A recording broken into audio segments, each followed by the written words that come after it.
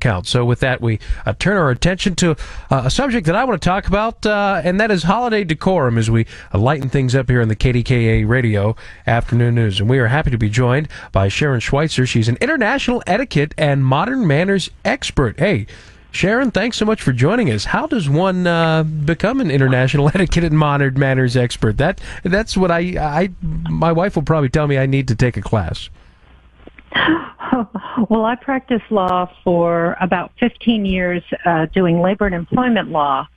And I'll tell you, that's a lot of sex, drugs, and rock and roll in the workplace. And so there's a lot of kind of separating people and trying to resolve disputes. And sometimes it gets right down to, do you know your etiquette, and are you behaving with manners in the workplace?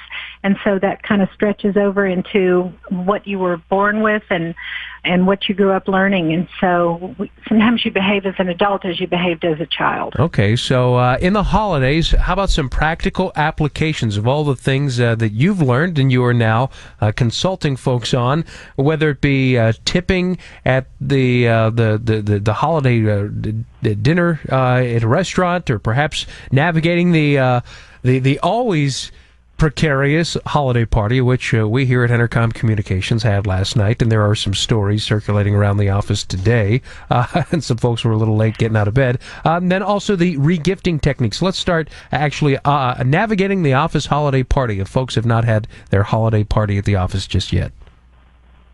Okay. Well, the first thing about the office holiday party is to make sure you understand the organizational culture. So you want to understand kind of what's happened in the past, what are the rules, make sure you RSVP, and then, of course, make sure you act appropriately. So you want to make sure that you dress appropriately, you want to make sure you arrive on time, you thank the hosts, you thank the party planners, and then you want to make sure you greet all of your colleagues warmly. You don't just ignore the people that you share the cubicle with or that you office next to. You always say hello to those folks, but you want to make sure that you greet the powers that be. And you go up and introduce yourself to the folks up the food chain who you may not normally get to see every day. All right, how about the regifting etiquette? There is such a thing, huh? Oh, yes. Oh, there's definitely regifting. And the thing about regifting is you want to regift immediately. According to American Express, 76% of U.S. Americans believe regifting is socially appropriate.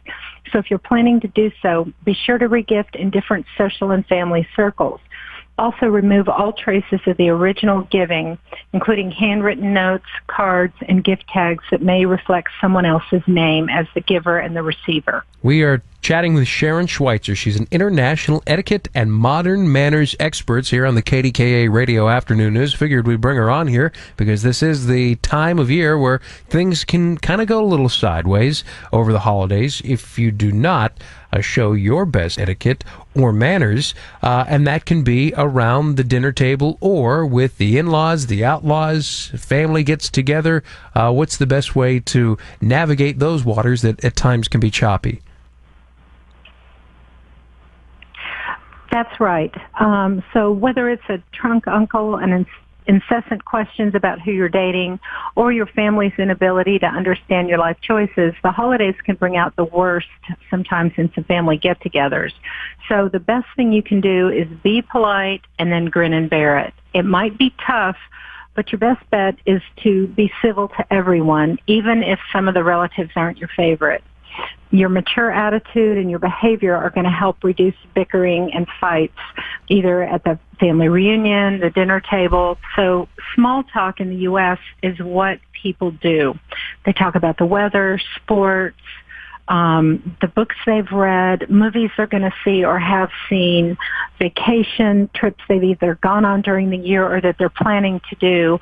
These are wonderful topics that people can relate to. And, of course, pets. Pets and children are some of the very best topics that you can have that are non-controversial. Okay, holiday tipping. How about this? How much do you tip around the holidays and why? And, even better question, what if the folks that you're trying to tip can't accept tips? How do you express your appreciation? I have about 30 seconds, Sharon. Well, holiday tipping is designed for those who are loyal and long-term service providers. So you can go to our blog and look at that. If you're going to express your gratuity, make sure you look at office policy or organizational policy. And if they don't let you do it with cash or a gift card, you can do it with baked goods.